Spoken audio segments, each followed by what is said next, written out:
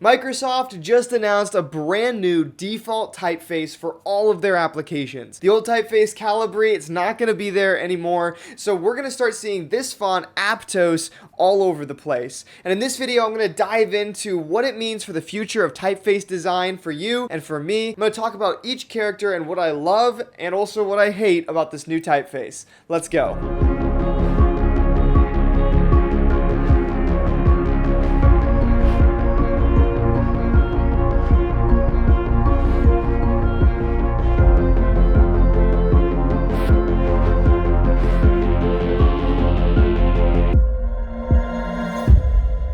With this change is coming a Word document and PowerPoint revolution. For over 15 years, Calibri has been the default font for all Microsoft products. And most people never change the default font. There's so many people that use Microsoft products that we see Calibri everywhere. We've all become accustomed to Calibri because for the last 15 years, every Word document you've read has probably been written in Calibri. From now on, that will change to Aptos. So it's really critical that this typeface is a good change, that's a positive change. Now we're going to look at Calibri as a typeface in just a little bit. Before we do that, I want to talk about the importance of this decision and how Microsoft went about doing it. 15 years is a really long time for a typeface to exist as a default font like this. Things have changed just a little bit in the last 15 years. One major change is that we now have variable type technology.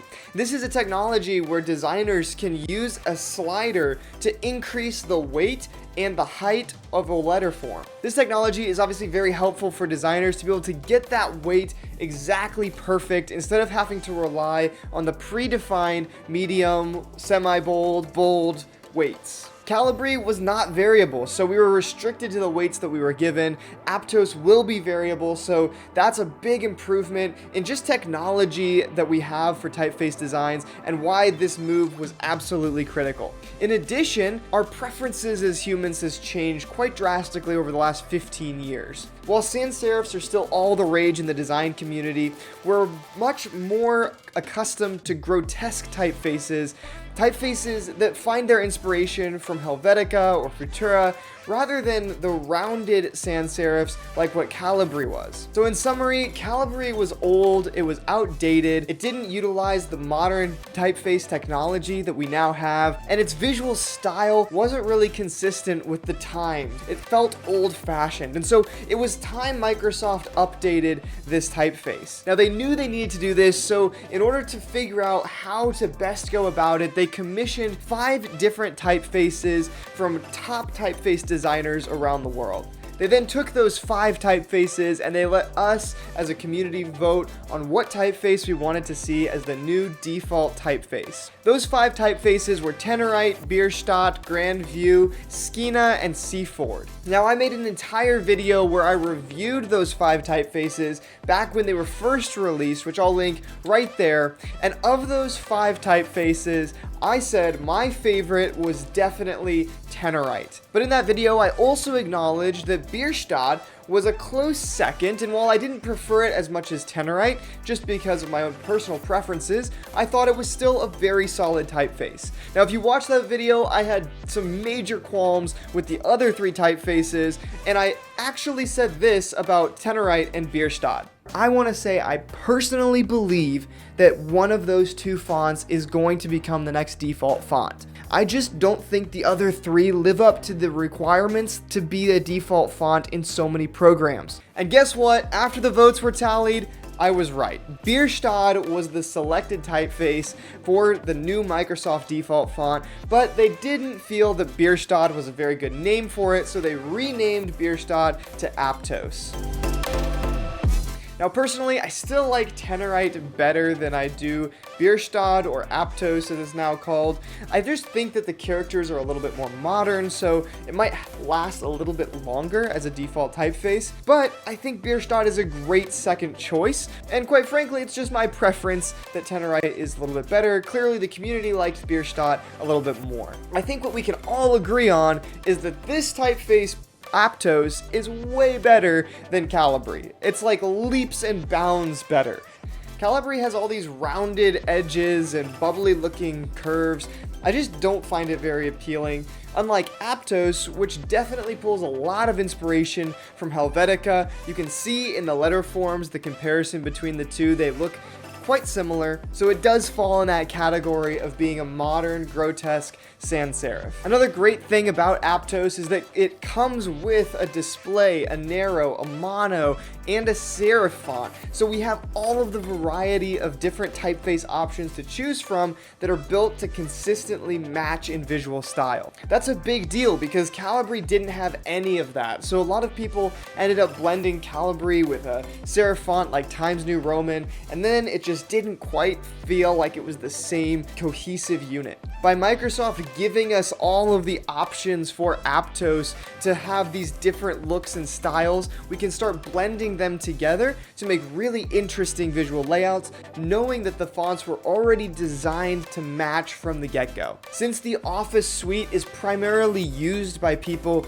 who don't have a background in design, this is going to be extra critical in helping elevate the level of design in the world around us, because people who aren't trained to look for complementary typefaces don't have to try to guess at what a good typeface is. They can just use Aptos and it's going to look good no matter what type of Aptos they use. Now, as you can tell, I'm obviously very excited for this change, and for all of my love for Steve Madison, who is the typeface designer who designed Aptos, there's still a few things that I'm kind of scratching my head about, things in the typeface that I just don't think look very good. But before I talk about those, let me talk about the characters that I really do like. Now, it's obvious when you take a look at this typeface as a whole that it's definitely inspired by mid-20th century Swiss design. We already talked about the fact that it's definitely a derivative typeface from the famous Helvetica. Now, I think my favorite character out of this typeface is the lowercase a. Lowercase a's are one of the most distinctive letter forms in typeface design,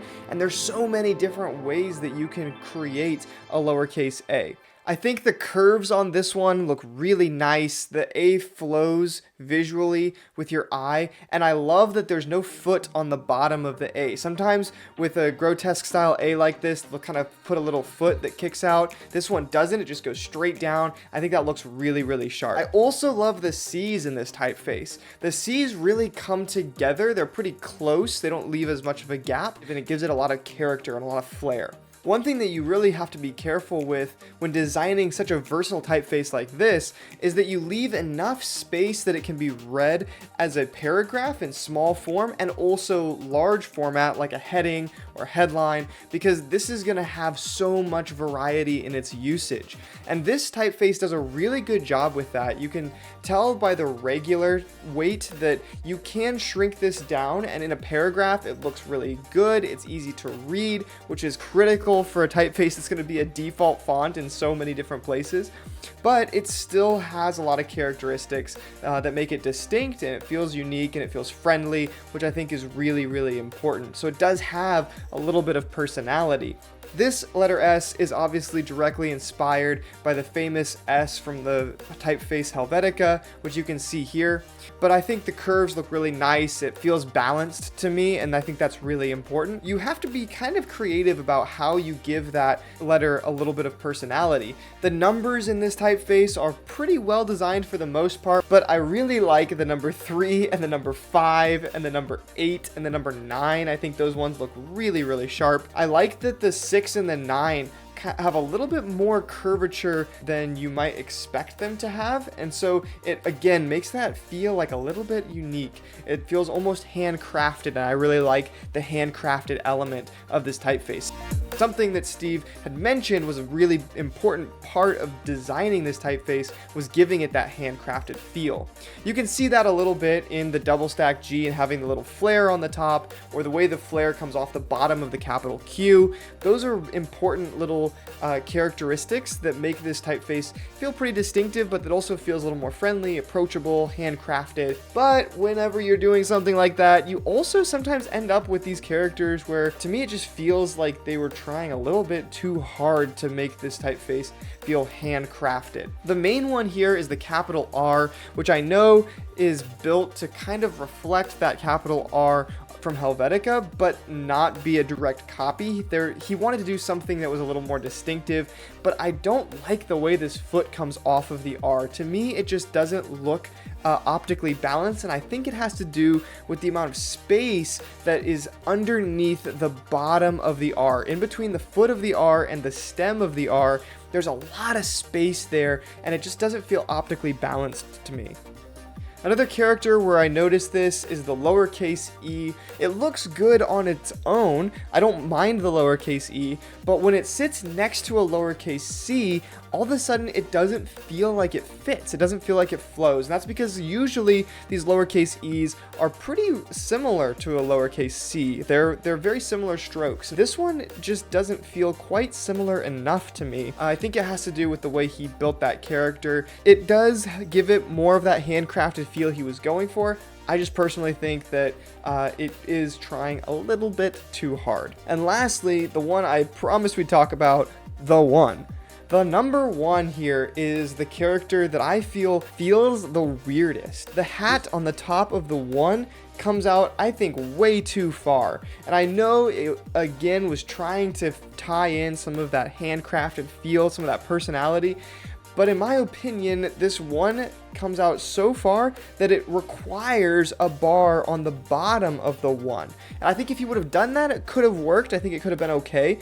But just leaving it to come down without the foot on the bottom makes it the top feel almost top heavy. Like the one is going to fall over if I let it stand all by itself. And I think the main problem here is that when it follows another letter. So when you have 21 or 31, for example, you end up with all of this space underneath the hat of the one, and that white space feels really weird to the reader or to the eye, because you're basically framing in a bunch of white space underneath that hat of the eye. So I think that if there was a foot on the bottom of it, it might have worked a little bit better. Otherwise, I feel like it just needs to get reduced a little bit, like bring the hat in. So those are the characters that I like and dislike in this typeface design. Overall, I think that it feels really good. I think that this is a major step in the right direction. Sure, there might be some things that I would have done slightly different if I were designing this typeface. Maybe some of it's just personal preference, and you think that the characters that I didn't like look amazing, and that's fine. So much of design is our personal preferences on what we think looks good and what doesn't. These are my thoughts on the different characters. Let me know what you think of the new font as a whole in the comments down below, and also if there's any characters that you think look really good or especially bad, let me know and let's start a conversation in the comments section. Thanks for watching, and I'll see you in the next video.